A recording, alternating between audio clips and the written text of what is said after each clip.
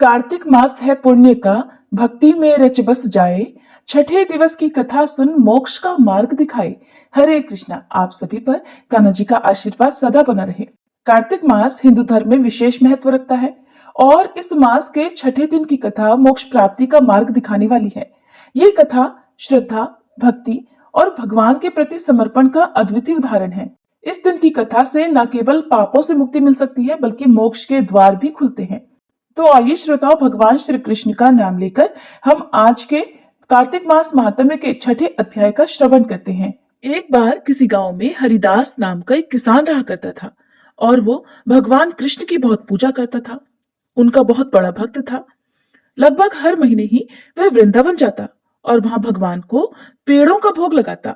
वृंदावन में भगवान श्री कृष्ण को पेड़ों का भोग जरूर लगाया जाता है क्योंकि ये भगवान कृष्ण के प्रिय भोगों में से एक है। वह किसान भगवान को भोग लगाने के बाद बचे हुए पेड़े प्रसाद रूप में घर लाता और आसपास के लोगों में बांट दिया करता था। लगभग कई सालों से यही क्रम चल रहा था। एक दिन वह किसान वृंदावन में बांके बिहारी जी के दर्शन करने जा रहा था। तभी रास्ते में उसने एक हलवाई की दुकान देखी जिस पर एक खास तरह की मिठाई बन रही थी। उसे देखकर हरिदास को कुछ समझ में नहीं आया तो वह हलवाई से पूछने लगा, अरे भैया, आप ये कौन सी मिठाई बना रहे हो? हलवाई बोला, भैया, इसे खुरचन कहते हैं, खुरचन। और ये यहाँ की सबसे मशहूर मिठाई है और नंदलाला को बहुत पसंद है, जरा खाकर तो देखो। तो हरिदास बोला, नहीं, मैं पहले अपनी कान्हा को भोग लगाऊंगा, उसके बाद ही खाऊंगा। एक काम करो, तुम पेड़ों की जगह आज मुझे यही मिठाई दे दो। हलवाई से खुरचन लेकर वह किसान मंदिर पहुंच गया, बाकी बिहारी जी की पूजा की और भोग लगाकर वापस गांव आ गया। उसके बाद तो वह हर महीने कान्हा जी को खुरचन का भोग लगाने लगा। इसी बीच मौसम बदला और गर्मियां शुरू हो गई। फिर एक बार वह वृंदावन जाने लगा तो रास्ते में उसी हलवाई की दुकान पर पहुंच गया, लेकिन इस बार उसे दुकान पर कहीं भी वो खुरचन नजर नहीं आई जिसका भोग वह कान्हा जी को लगा रहा था। हरिदास ने हलवाई से पूछा, भैया, आज खुरचन नजर नहीं आ रही, क्या बात है? हलवाई बोला, भैया, गर्मियों में दूध की कमी हो जाती है और खुरचन बनाने में बहुत सारा दूध लगता है, इसलिए गर्मियों में खुरचन नहीं मिलती और यहाँ नहीं बल्कि पूरे वृंदावन में आपको कहीं नहीं मिलेगी। आज खुरचन की जगह पर तुम ये पेड़े ले जाओ। वह किसान कहने लगा, अरे भैया, मैं तो कान्हा जी को खुरचन का ही भोग लगाना चाहता हूँ। आप एक काम करो, मेरे लिए थोड़ी सी खुरचन बना दो। सुनकर हलवाई बोला, अरे, खुरचन नहीं बन सकती, उसे बनाने में पूरा दिन लग जाता है। ना तो हमारे पास इतने छोटे बर्तन हैं जिसमें थोड़ी सी खुरचन बनाए। आप मेरी बात मानो, कान्हा जी को पेड़ों का भोग लगा दो। किसान ने सोचा, लगता है इस बार कान्हा जी को खुरचन का भोग नहीं मिलेगा, चलो पेड़े का ही भोग लगा देता हूँ। ऐसा कहकर उसने हलवाई से पेड़े लिए और भगवान को भोग लगाने के लिए मंदिर में पहुंच गया और भोग लगाकर वापस आ गया। जब अपने घर पर वह रात के समय सो रहा था तो उसके सपने में कान्हा जी बाल रूप में दिखाई दिए। उसने देखा, नन्हे से कान्हा जी की आंखों से टप टप आंसू बह रहे हैं और उनके सामने पेड़े पड़े हुए हैं जिसका भोग उसने कान्हा जी को लगाया था। कान्हा जी को उदास होकर इस तरह रोते देखकर हरिदास की तो झट से नींद खुल गई। वह बहुत बेचैन हो उठा। उसे लगा उसके कान्हा जी बहुत नाराज हैं, दुखी हैं और उन्हें खुरचन का ही भोग चाहिए। और वह अपने मन में सपने को याद करके रात में ही पैदल वृंदावन के लिए चल पड़ा। रास्ते में वह चलता जा रहा था और किसी तरह चलते चलते वह हलवाई की उस दुकान पर पहुंच गया। वह लगातार सारी रात तक चलता रहा था। अब जब वह वृंदावन में उसी हलवाई की दुकान पर पहुंचा तो सवेरा होने वाला था।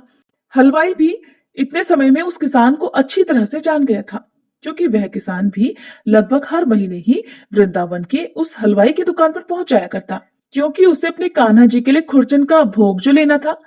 हलवाई ने जब किसान को देखा तो कहने लगा, अरे भाई जी, इतनी सुबह सुबह क्या बात है? तो किसान बोला, अरे भैया, आप मुझे बता दो खुरचन कैसे बनेगी, नहीं तो मेरे नंदलाला तो भूखे रह जाएंगे। हलवाई बोला, हमारे जैसी खुरचन पूरे वृंदावन में कोई नहीं बनाता, हम तुम्हें कैसे बता दे? मुझे तो लगता है तुम्हें किसी हलवाई ने खुरचन के बारे में पता करने भेजा है कि कैसे खुरचन बनाई जाती है, क्योंकि इतनी स्वादिष्ट खुरचन तो केवल हमारी ही दुकान पर मिलती है।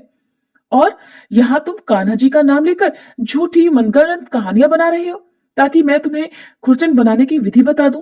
चलो भागो यहाँ से और फिर कभी दोबारा नजर मत आना। हलवाई से डांट फटकार सुनकर किसान बेचारा दुखी हो गया। और वह कान्हा जी के मंदिर के बाहर जाकर चुपचाप बैठ गया। दुख के मारे वह कान्हा जी के दर्शन करने भी नहीं गया। खाली हाथ जाता तो क्या करता? उसे तो नंदलाला के लिए खुरचन का भोग ही चाहिए था। अब इधर किसान को मंदिर की सीढ़ियों पर बैठे बैठे सुबह से शाम हो गई और वह भूखा प्यासा वहीं बैठा रहा और हरे कृष्ण का जाप करता रहा। शाम के समय किसी तरह वही हलवाई जिसने किसान को डांट कर भगा दिया था, हरिदास को यानी उस किसान को ढूंढते हुए आया और कहने लगा, भाई जी, मैं बहुत देर से आपको ढूंढ रहा हूं। आपको मैंने दुकान से भगा दिया और उसके बाद से ही मेरी दुकान पर तो एक भी ग्राहक नहीं आया। शाम तक सारी मिठाइयां ऐसे ही रखी रही और सारी बासी हो गई। आज से पहले तो कभी ऐसा नहीं हुआ। मुझे माफ कर दो।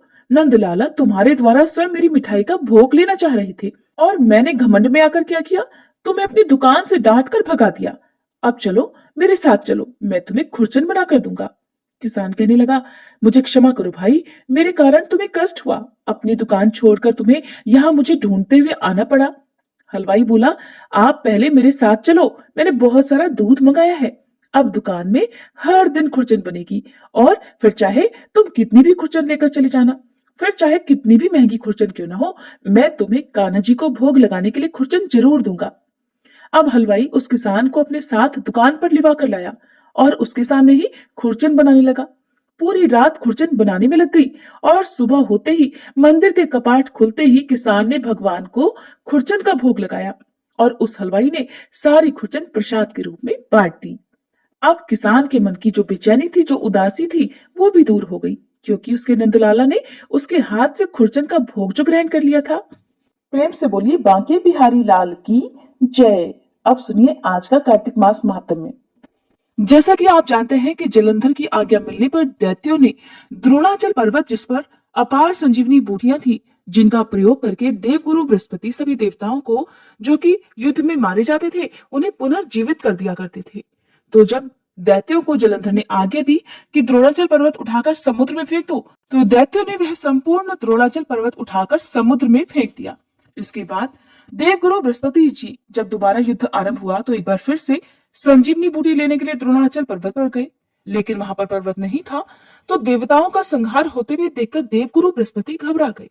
व्याकुल होकर बृहस्पति देव ने देवताओं से कहा कि अब शीघ्र ही यहाँ से भागो, क्योंकि ये दैत्य जलंधर के अंश से उत्पन्न हुए हैं, इसलिए ये तुम्हारे मारे से अब नहीं मरेंगे। देवगुरु बृहस्पति जी की ये बात सुनकर सभी देवता घबरा गए और भयभीत होकर भागने लगे। जब समस्त देवता दसों दिशाओं में भागकर छिपने लगे, तब दैत्यराज जलंधर ने जीत के नगाड़े बजवाते हुए अमरावती नगरी में प्रवेश किया। देवताओं के भाग जाने पर इंद्र की राजधानी अमरावतीपुरी शुंभ और निशुंभ के अधिकार में सौंपकर जलंधर देवताओं का पीछा करने के लिए सुमेरु पर्वत की ओर चल दिया। इंद्रादि सभी देवता दैत्यराज जलंधर को अपनी ओर आता हुआ देखकर भगवान विष्णु की स्तुति करने लगे। वे नतमस्तक होकर विनीत भाव से बोले, हे मच्छ कच्छ आदि अनेक रूप धारण करके अपने भक्तों के दुखों को मिटाने वाले, हे सारी सृष्टि का पालन और संहार करने वाले, शंख चक्र गदा और पद्म को धारण करने वाले हे प्रभु, आपको बारंबार नमस्कार है। हे लक्ष्मी रमणा, हे दैत्यों का नाश करने वाले, हे पीतांबरधारी, हे शरणागतों के रक्षक, आपको नतमस्तक नमस्कार है। जलंधर नामक दैत्य से पीड़ित होकर हम देवताओं के समस्त संतापों को हरने वाले, हम चंद्र सूर्य दो नेत्रों वाले आपको नमस्कार करते हैं। जो कोई भगवान की इस संकट नाशक स्तुति को पढ़ता है, उसके समस्त संकट भगवान स्वयं दूर कर देते हैं। सो हे राजा प्रथु, भगवान देवताओं की स्तुति सुनकर और उनके महान दुखों को देखकर शीघ्रता से उठकर और गरुड़ पर सवार होकर जाने लगे। तब महालक्ष्मी जी ने पूछा कि हे प्रभु, आप कहाँ जा रहे हैं? तब भगवान विष्णु ने उत्तर दिया कि तुम्हारे भाई जलंधर के भय से भयभीत तथा पीड़ित देवताओं की सहायता करने को मैं जा रहा हूँ। प्रभु की ये बात सुनकर लक्ष्मी जी कहने लगी, भगवान, मैं तो आपकी परम प्रिय हूँ, फिर आप मेरे भाई को कैसे मार सकते हैं? भगवान ने कहा, देवी, शंकर जी से उत्पन्न और ब्रह्मा जी के वचन के कारण हम जलंधर को कदापि नहीं मारेंगे। लक्ष्मी जी को इस प्रकार समझाकर शंख चक्र और खड्ग लेकर भगवान विष्णु जलंधर से युद्ध करने के लिए युद्ध भूमि में पहुंच गए। उस समय बहुत से दैत्य गरुड़ के पंखों के वेग से ही मारे गए। पवन से पीड़ित दैत्यों को देखकर जलंधर को अत्यधिक क्रोध आ गया। और वह स्वयं भगवान विष्णु के सामने युद्ध करने को आ गया। उस समय जलंधर और भगवान विष्णु में घोर युद्ध हुआ। उस समय बाणों से आकाश ढक गया। तब भगवान विष्णु ने जलंधर के रथ का ध्वज, छत्र और बाण काट डाले और रथ के सभी घोड़ों को भी मार डाला। ये देखकर जलंधर ने गरुड़ के मस्तक पर गदा से जोरदार प्रहार किया, जिससे गरुड़ देव मूर्छित हो गए। तब भगवान विष्णु ने अपनी तलवार से जलंधर के उस गदा को ही काट डाला। इसके बाद तो जलंधर और भगवान विष्णु में कई वर्षों तक मल्ल युद्ध होता रहा। जलंधर और भगवान विष्णु के इस घनघोर युद्ध को देखकर सारा ब्रह्मांड भयभीत होकर कंपायमान हो गया था। अंत में भगवान विष्णु ने कहा, हे दैत्यराज, तुम्हारा और हमारा युद्ध ठीक नहीं, क्योंकि तुम लक्ष्मी जी के भाई हो। तब जलंधर कहने लगा, अगर आप प्रसन्न हैं तो मैं आपसे ये वरदान मांगता हूँ कि आप लक्ष्मी जी और गरुड़ सहित मेरे घर में ही निवास करें। ये सुनकर भगवान विष्णु लक्ष्मी जी और गरुड़ सहित उसके यहाँ रहने का वचन देकर चले गए। तब समस्त देवी देवताओं के स्थान पर दैत्यों की नियुक्ति करके जलंधर अपनी राजधानी में निवास करने लगा। और देवताओं, गंधर्वों और किन्नरों के पास जितने भी रत्न थे वे सब छीनकर उसने अपने अधिकार में कर लिए। निशुंभ को शासन करने के लिए पाताल में भेज दिया। वहां पहुंचकर निशुंभ ने शेष आदि नागों को अपने वश में कर लिया। इस प्रकार जलंधर देव, यक्ष, किन्नर, गंधर्व और मनुष्य सबको अपनी प्रजा बनाकर पुत्र के समान और धर्म की नीति से उनका पालन करते हुए त्रिलोकी पर शासन करने लगा। ये कथा सुनाकर देवर्षि नारद ने कहा, हे राजा पृथु, एक समय भगवान का दर्शन करने और जलंधर का वैभव देखने के लिए हम भी उसकी राजधानी में गए थे। जलंधर की राजधानी की यात्रा का वर्णन करते हुए देवर्षि नारद ने कहा, नारायण नारायण, हे राजा पृथु, जलंधर ने वहां पहुंचने पर तो हमारा बहुत आदर सत्कार किया। वह भक्ति भाव और श्रद्धा से हमारा पूजन करके विनती करने लगा। कहने लगा, महाराज कहिए, आपका आगमन किस अभिप्राय से हुआ है और मेरे लिए क्या आज्ञा है।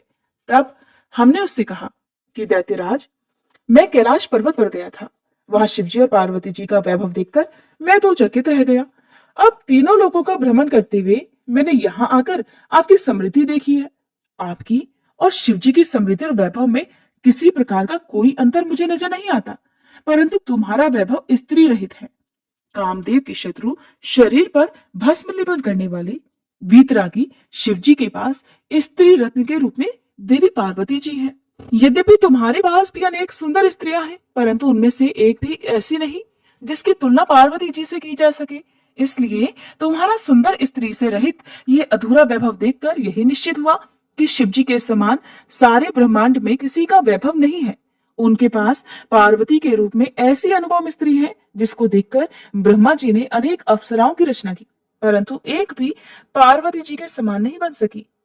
नारद जी ने आगे राजा पृथु से कहा, हे राजन, मैं तो केवल इतनी बात कहकर वहां से चला आया, परंतु पार्वती जी की अपूर्व सुंदरता की बात सुनकर जलंधर कामदेव के ज्वर से पीड़ित हो गया। दरअसल भगवान की इच्छा से ही देवर्षि नारद जलंधर के पास ये सब कुछ कहने के लिए गए थे। देवर्षि की बात सुनकर उसने उसी समय राहु को बुलाकर कहा कि तुम अभी कैलाश पर्वत पर जाकर शिव को हमारी आज्ञा सुनाओ। तुम शिव से कहना कि त्रिलोकी के राजा अति पराक्रमी जलंधर ने आज्ञा दी है कि तीन लोक के नाथ और सभी रत्नों के स्वामी जलंधर के होते हुए तुम शमशानवासी और नरमुंडों की माला धारण करने वाले जटाजूटधारी अवधूत के पास पार्वती जैसी परम सुंदर स्त्री शोभा नहीं देती। तीनों लोकों का स्वामी होने के कारण सभी रत्नों पर मेरा अधिकार है, क्योंकि पार्वती स्त्री रूप में रतन है, अतः वह मेरे पास ही शोभित हो सकती है। दैत्यराज जलंधर की आज्ञा पाकर राहु उसी समय चंद्रमा के समान उज्जवल कैलाश पर्वत पर जा पहुंचा और अपनी भयानक दृष्टि से दैदीप्यमान कैलाश पर्वत को काला कर दिया। तब भगवान शिव के द्वारपाल नंदी द्वारा शिव जी के सन्मुख उपस्थित किए जाने पर राहु ने दैत्यराज जलंधर की उपरोक्त आज्ञा सुना दी। राहु की ये बात सुनते ही भगवान शिव की दोनों भ्रुकुटियां कमान के समान गुस्से से तन गई। तब उनकी भौं से एक अति भयंकर पुरुष उत्पन्न हुआ, जो सिंह के समान मुंह वाला था। उसके लाल लाल अग्नि के समान विकराल नेत्र थे और उसके सारे शरीर पर बड़े बड़े बाल खड़े हुए थे। उत्पन्न होते ही वह भयंकर मनुष्य विकराल मुख फैलाकर राहु को खा जाने के लिए आगे बढ़ा।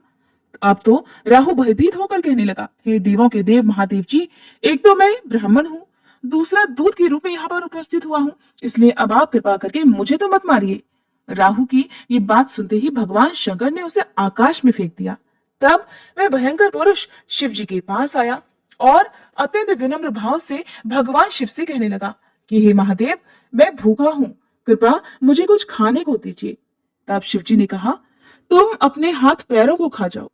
शिव जी की आज्ञा पाते ही वह विशाल काय मनुष्य अपने हाथ और पैरों सहित अपने सारे धड़ को खा गया। जब केवल मुंह ही शेष बचा तब भगवान शंकर ने प्रसन्न होकर उससे कहा कि तुमने मेरी आज्ञा का पालन किया है, इसलिए आज से तुम संसार में कीर्ति मुख के नाम से जाने जाओगे और आज से मैं तुम्हें अपना द्वारपाल नियुक्त करता हूँ। पहले पूजा तुम्हारी होगी, उसके बाद में हमारी होगी। तुम्हारी पूजा के बिना हमारी पूजा निष्फल ही रहेगी। उधर शिव जी के द्वारा आकाश में फेंका गया राहु बर्बर देश में जाकर गिर गया। राहु की ऐसी दशा सुनकर जलंधर अत्यंत क्रोधित हुआ और शिव जी से लड़ने के लिए दैत्यों की 1 करोड़ सेना लेकर अपने पुर से बाहर निकला। इसी समय उसके सामने से एक आंख वाले दैत्य गुरु शुक्राचार्य और अंग भंग राहु को उसने आते हुए देखा। इसके अलावा और भी अनेक अपशगुन हुए, परंतु उन्हें देखकर भी वह रुका नहीं। वह अपार दैत्य सेना सारे आकाश में बादलों की तरह छा गई। जब देवताओं ने दैत्यराज जलंधर को अपार सेना सहित कैलाश पर्वत पर चढ़ाई करते देखा तो चुपचाप इसकी सूचना शिव जी को दे दी। समाचार पाते ही शिवजी महाराज ने विष्णु भगवान का स्मरण किया और भगवान विष्णु स्मरण करते ही उनके सामने उपस्थित हो गए। तब शिवजी ने भगवान विष्णु से कहा, हे नारायण, देवताओं को पीड़ा देने वाले इस महादैत्य को आपने क्यों नहीं मारा? इतना ही नहीं, आप स्वयं श्री लक्ष्मी सहित उसके घर में ही विराजमान हो गए, आखिर इसका क्या कारण है? तब भगवान विष्णु ने उत्तर दिया, हे महादेव, यह महादैत्य आपके अंश से उत्पन्न हुआ है और लक्ष्मी जी का भाई है, इस कारण हमने उसको नहीं मारा। अस्तु यह महादैत्य आपके ही हाथ से मारा जाएगा। भगवान विष्णु की ये बात सुनकर शिव जी कहने लगे, यह तेजस्वी दैत्य तो हमसे भी ऐसे नहीं मारा जा सकेगा, इसलिए इसको मारने के लिए आप अपना तेज देने की कृपा कीजिए। शिव जी के ऐसे वचन सुनकर श्री विष्णु भगवान सहित समस्त देवताओं ने अपना अपना तेज शिव जी को दे दिया। फिर शिव जी उस तेज को इकट्ठा करके ज्वालामाली सुदर्शन चक्र और एक वज्र बनाकर जलंधर से युद्ध करने के लिए तत्पर हुए। शिव जी के भूतगणों की सेना में समस्त देवतागण भी सम्मिलित हो गए। उधर जलंधर अपनी सेना सहित कैलाश के पास पहुंच गया और इधर कीर्तिमुख और नंदी आदि समस्त गण और देवताओं की सेना भी युद्ध के मैदान में आ डटी। देवताओं और जलंधर की सेना में ऐसा घोर संग्राम हुआ कि समस्त भूमंडल कंपायमान हो गया। युद्ध के मैदान में जितने दैत्य मरते, दैत्य गुरु शुक्राचार्य उन्हें अपनी संजीवनी विद्या से जीवित कर देते। यह दृश्य देखकर भूतादि गणों ने शिवजी के समीप जाकर उनसे संपूर्ण वृतांत कह सुनाया। तब शिवजी ने कंदरा के समान मुख वाले महाभयंकर लाल जंघा नामक एक कन्या अपने मुख से उत्पन्न की और वह कन्या हुंकार मारकर दैत्यों को अपने मुख में डालते हुए श्री शुक्राचार्य जी को उठाकर आलोप हो गई। तब शिवगण निर्भय होकर दैत्य सेना को बुरी तरह मारने लगे। गणों की इस मार से व्याकुल होकर दैत्य सेना भाग खड़ी हुई। दैत्य सेना को इस प्रकार भागते देखकर जलंधर के सेनापति शुंभ निशुंभ और काल नेमी ने आगे बढ़कर देव सेना पर प्रत्याक्रमण कर दिया। जब देव सेना दैत्यों की मार से विचलित हो उठी तब गणेश जी और शुंभ के बीच घनघोर संग्राम हुआ। दैत्यों को पराजित होते देख जलंधर स्वयं युद्ध क्षेत्र में आया। उसे देखकर वीरभद्र ने जलंधर पर अनेक प्रहार कर दिए। कीर्तिमुख का ही एक नाम वीरभद्र भी है। तब जलंधर ने क्रोधित होकर अपना परिघ उस पर दे मारा और उसके रथ की ध्वजा काट दी। फिर उसने देव सेना पर भयंकर बाण वर्षा करके उसमें भगदड़ मचा दी। अपनी सेना की यह दशा देखकर स्वयं भगवान शिव नंदी पर सवार होकर युद्ध के मैदान में आए और उन्होंने तब तीव्र बाणों की वर्षा आरंभ कर दी। शिव जी के प्रहारों से दैत्य सेना इस प्रकार भागने लगी जैसे कार्तिक मास के व्रत से पाप समूह भाग जाते हैं। उसी समय शिव जी ने अपने बाणों से खड्ग रोमा का सिर काटकर पृथ्वी पर गिरा दिया। इसके पश्चात जैसे ही जलंधर आगे बढ़ा, शिव जी ने उसके रथ के घोड़ों और सारथी को मार गिराया। तब जलंधर खड्ग हाथ में लेकर पैदल ही शिव जी की ओर दौड़ा। शिव जी ने उसी क्षण आगे बढ़कर एक मुक्का उसकी छाती में मारा, जिससे जलंधर अचेत हो गया। अब जब जलंधर ने देखा कि शिव जी तो अजय है, तो उसने गंधर्व माया रच डाली। गंधर्व और अप्सराएं युद्ध क्षेत्र में नृत्य और गायन करने लगी। शिवजी भी इस माया में फंसकर नाचने और गाने लगे। शिवजी को इस माया में फंसा हुआ देखकर जलंधर महादेव जी का रूप धारण करके देवी पार्वती के पास गया और उनका सुंदर रूप देखकर कामांध हो गया। पार्वती जी शिवजी को आया देखकर खड़ी हो गई, परंतु तुरंत ही इस राक्षसी माया को पहचानकर वहां से अंतर ध्यान हो गई। तब निराश जलंधर पुनः युद्ध क्षेत्र में आ गया।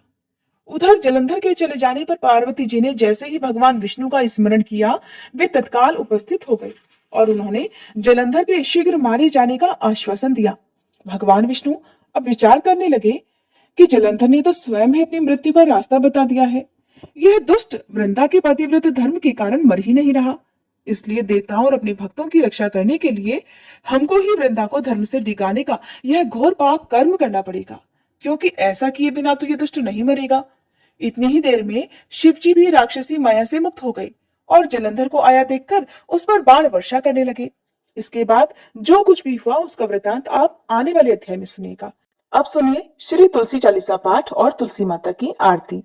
जय जय तुलसी भगवती सत्यवती सुखदानी, नमो नमो हरिप्रेसी श्री वृंदा गुणखानी, श्री हरिशीष विरजनी देहु अमर वर अम्ब, जनहित हे वृंदावनी अब न करहु विलंब। धन्य धन्य श्री तुलसी माता, महिमा अगम सदा श्रुति गाता, हरि के प्राण से तुम प्यारी, हर ही हेतु कीन्हो तप भारी। जब प्रसन्न है दर्शन दीन हो, तब कर जोरी विनय उस कीन्हो। हे भगवंत कंत मम हो, दीन जानि जानि छाड़हु छोहु, सुनि लक्ष्मी तुलसी की बानी, दीन हो श्राप कध पर आनी। उस अयोग्य वर मांगन हारी, हो बिटप तुम जड़ तनुधारी। सुनि तुलसी ही श्रव्युत ही ठामा, करहु वास तुहु नीचन धामा। दियो वचन हरि तब तत्काला, सुनहु सुमुखि जानि होहु बिहाला। समय पाई व्योरो पाति तोरा, पूजहि आस वचन सत मोरा। तब गोकुल मह गोप सुदामा, तासु भई तुलसी तू बामा। कृष्ण रास लीला के माही, राधे शक्यो प्रेम लखि नाही। दियो श्राप तुलसी तत्काला, नर लोकहि तुम जन्महु बाला। यो गोप वह दानव राजा, शंख चूर्ण नामक शिर ताजा। तुलसी भई तासु की नारी, परम सती गुण रूप अगारी। अस द्वै कल्प बीत जब गयहु, कल्प तृतीय जन तब भयहु। वृंदा नाम भयो तुलसी को, असुर जलंधर नाम पति को। कर अति द्वंद अतुल बल धामा, कीन्हा शंकर से संग्रामा। जब निज सैन्य सहित शिव हारे, मरहि न तब हर हर ही पुकारे। पतिव्रता वृंदाती नारी, को न सके पति ही संहारी। तब जलंधर ही भेष बनाई, वृंदा ढिग हरि पहुँचो जाई। शिव हित लहि करि कपट प्रसंगा, कियो सतीत्व धर्म तो ही भंगा। भयो जलंधर कर संहारा, सुनी उर शोक उपारा। तेहि क्षण दियो कपट हरि तारी, लखि वृंदा दुख गिरा उचारी। जलंधर जस हत्यो भीता, सोई रावण तस हरहि सीता। अस प्रस्तर सम हृदय तुम्हारा, धर्म खंडी मम पति संहारा। यही कारण लहि श्राप हमारा, होवे तनु पाषाण तुम्हारा। सुनि हरि तुरत ही वचन उचारे, दियो श्राप बिना विचारे।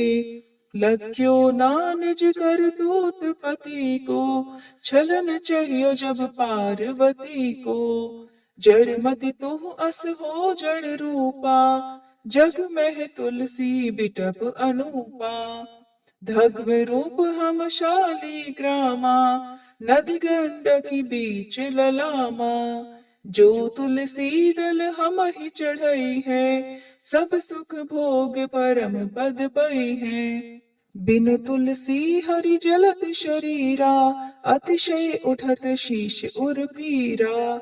जो तुलसी दल हरि शिर धारत, सो सहस्त्र घट अमृत डारत।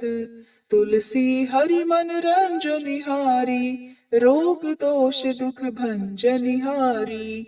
प्रेम सहित हरि भजन निरंतर, तुलसी राधा में नाही अंतर।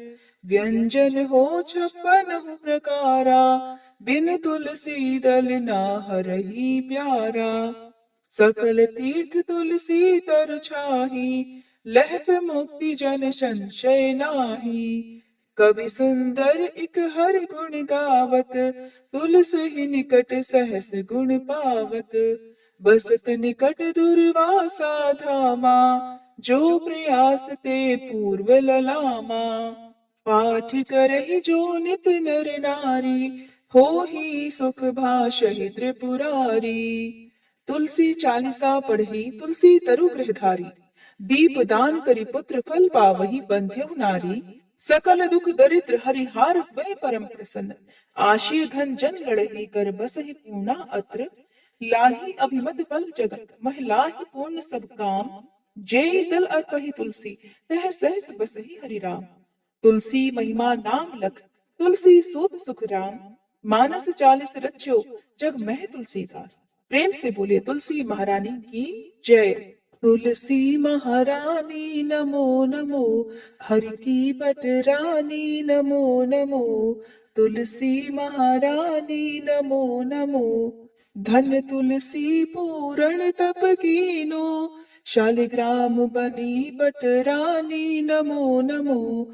तुलसी महारानी नमो नमो, हर की पटरानी नमो नमो। जाके पत्र मंजरी कोमल, श्रीपति कमल चरण लपटानी नमो नमो।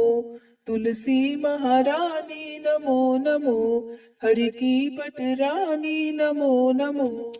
कौन महीने बोई रानी तुलसा, कौन महीने हुई हरियाली नमो नमो। तुलसी महारानी नमो नमो, हर की पटरानी नमो नमो। कौन महीने हुई तेरी पूजा, कौन महीने हुई पटरानी नमो नमो। तुलसी महारानी नमो नमो। आषाढ़ मास में बोई रानी तुलसा, सावन महीने हुई हरियाली नमो नमो। तुलसी महारानी नमो नमो, हरि की पटरानी नमो नमो। कार्तिक मास में हुई तेरी पूजा, मंगसिर मास हुई पटरानी नमो नमो। तुलसी महारानी नमो नमो, हर की पटरानी नमो नमो। धूप दीप नैवेद्य आरती, पुष्पन की वर्षा बरसानी नमो नमो। तुलसी महारानी नमो नमो, हर की पटरानी नमो नमो। छप्पन भोग छत्तीसो व्यंजन, बिन तुलसी हरि एक न मानी नमो नमो। तुलसी महारानी नमो नमो, हरि की पटरानी नमो नमो। जो तुलसी को सवेरे गाए, श्री कृष्ण के दर्शन पाए नमो नमो। तुलसी महारानी नमो नमो, हर की पटरानी नमो नमो। जो तुलसी को दोपहर गाए, खीर खांड का भोग लगाए नमो नमो।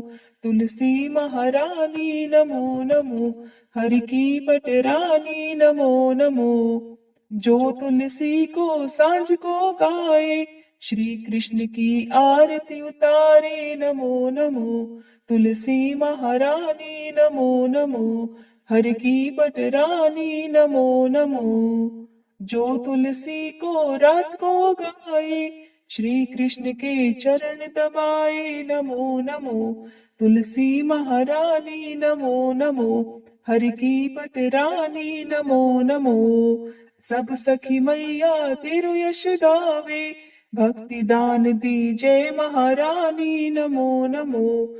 तुलसी महारानी नमो नमो, हर की पटरानी नमो नमो, तुलसी महारानी नमो नमो।